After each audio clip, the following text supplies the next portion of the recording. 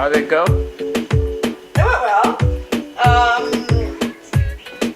We had an appointment with the neurology. I got there a good 2 hours in advance, and we went to see a friend who has a little boy with FPIES too, to go hang out with them. And while I was there talking to her, our nutritionist showed up to talk to her and her son.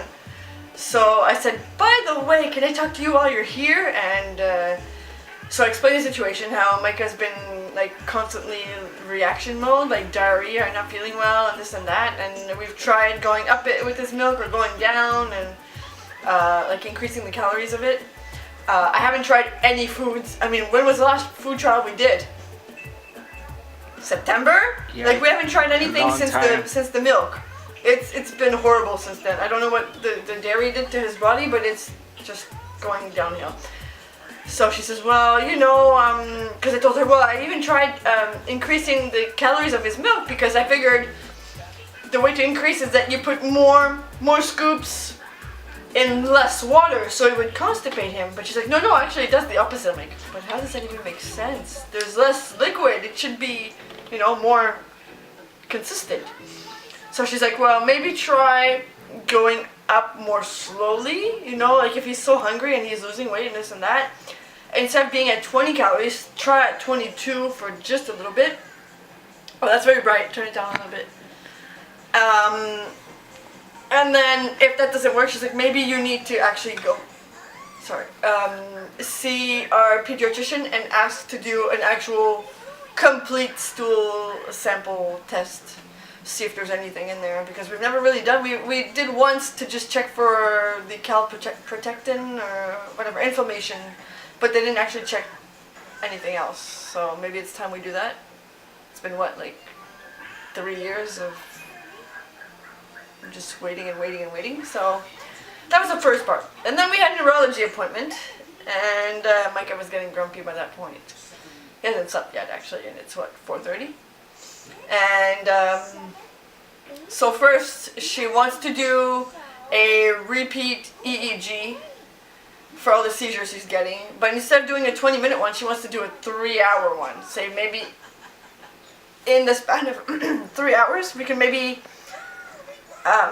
catch whatever seizure he's getting in that amount of time, instead of just 20 minutes and then didn't get anything and it's normal, you know?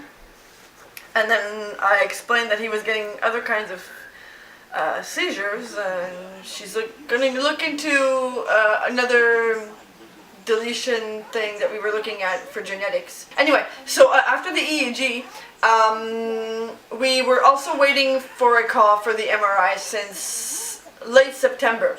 She's like, oh, you're still waiting? You haven't had your appointment yet? I'm like, no, it's been quite a while now. So she's like, well, you know what, you need to go talk to them, and I'll talk to them on my end too, and try to get an appointment faster.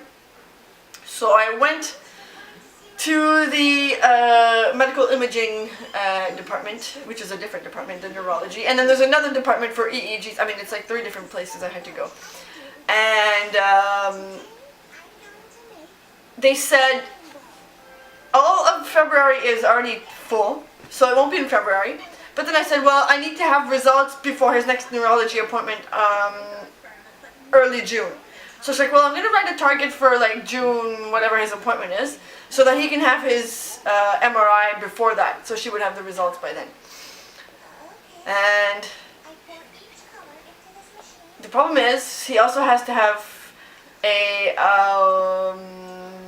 general admission thing, an appointment before to discuss the plan, because he has to be put under for the MRI so he doesn't move. So they need to have that done before the actual appointment. So it's going to be a while, maybe like April, May, we'll see. And what else? We discussed also how he has low muscle tone.